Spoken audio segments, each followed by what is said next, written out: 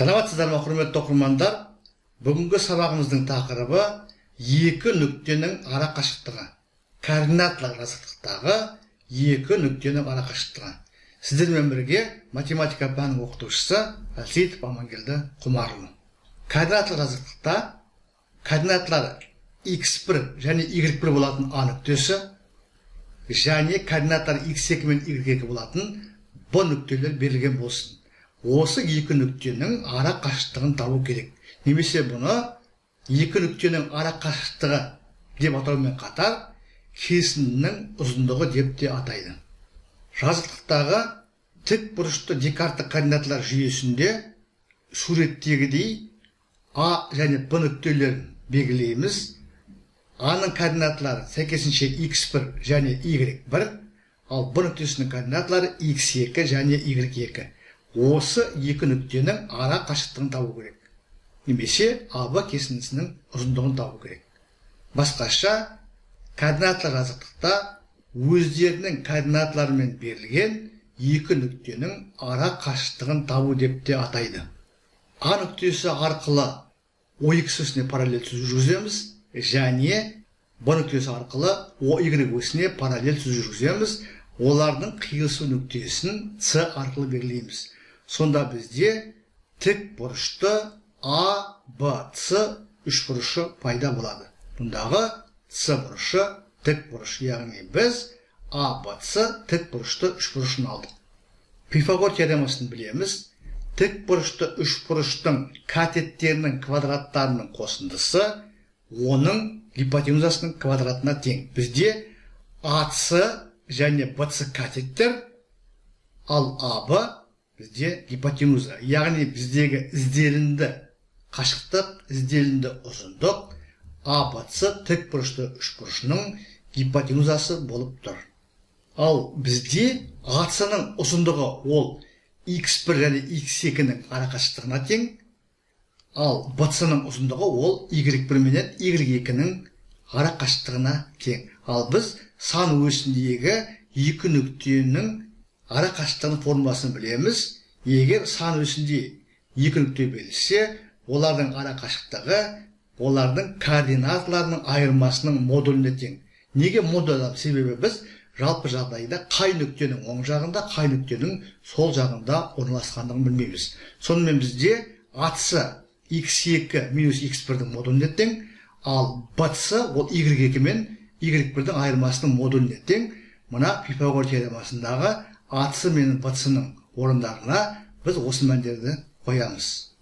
АБ-ны табу үшін мына теңдеуден екі жағына да квадраттық түбір алып, біз АБ тең болады, мына түрдегі теңдік аламыз. Ал біз білеміз, санның модулінің квадратымен сол санның өзінің квадраты тең, сондықтан біз түбір астындағы өрнектерде модульді жай жақшамен алмастыра аламыз. Сонда мына түрдегі формула шығады. Сонымен өздерінің координаталарымен берілген АБ нүктелерінің ара қашықтығы, яғни АБ кесіндісінің ұзындығы соңғы формуламен есептеледі екен. Кесіндінің ұзындығы олардың сәйкес координаталарының айырмаларының квадраттарының қосындысынан алынған квадраттық түбірге тең. Формуланы білу керек, оны жаза білу керек, және оқи, айта білу керек. Сонымен өздерінің координаталарымен берілген екі нүктенің ара қашықтығы олардың сәйкес координаталарының айырмаларының квадраттарының қосындысынан алынған квадраттық түбірге тең. Енді осы формуланы қолдануға, яғни жазықтықтағы өздерінің координаталарымен берілген екі нүктенің ара қашықтығын табуға бір нақты мысал келтірейін. Есеп. Координаталар жазықтықта А және Б нүктелер берілген. Аның координаталары сәйкесінше 4 және минус 6, Б нүктесінің координаталары сәйкесінше 12 және 9, А және Б нүктелерінің ара қашықтығын табу керек. Яғни АБ кесіндісінің ұзындығын табу керек. Бұл есепті шешу үшін жоғарыда аталған формуланы қолданатын боламыз. Екі нүктенің ара қашықтығының формуласын тағы да қайталап жазып қояйын. Осы формуланы енді қолданатын боламыз. Бізде x1 4-ке тең, y1 минус 6-ға тең, x2 12-ге тең, y2 9-ға тең. Осы мәндерді соңғы формулаға орындарына қоямыз. Сонда біз АБ үшін мынандай өрнек аламыз. Оң жағында қараңыздар, 12 минус 4, яғни 9 минус 6. Әрі қарай есептейміз. 12-ден 4 азайтсақ 8 болады, 8-дің квадраты. 9 минус 6 жақшаны ашқанда бізде плюстан бас шығады, 9 қосу 6, 15 болады. Сонымен төр астында 8-дің квадраты қосу 15-дің квадраты. Әрі қарай есептеуді жалғастырамыз. 8-дің квадраты 64, 15-дің квадраты 225, қосатын болсақ 289 шығады, төр астында 289.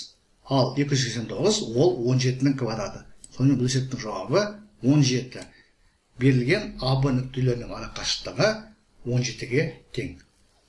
Сонымен құрметті оқырмандар, біз бүгінгі сабақта координаталық жазықтықта өздерінің координаталарымен берілген екі нүктенің арақашықтығының формуласын қорытып шығардық, және осы формуланы қолдануға бір нақты мысал келтіріп, толығымен талдадық. Тағы да қайталап айтамын, координаталық жазықтықта өздерінің координаталарымен берілген екі нүктенің арақашықтығы олардың сәйкес координаталарының айырмаларының квадраттарының қосындысынан алынған квадраттық түбірге тең. Сіздерге барлығы да түсінікті болды деп ойлаймын. Сұрақтарыңыз болса комментарийға жазыңыздар. Мен әдеттегідей әрбір сұраққа ұсыныс пікірге ескертуге, уақытымен және нақты жауап беруге тырысатын боламын. Зейін қойып тыңдағандарыңыз үшін көп рахмет. Келесі кездескенше.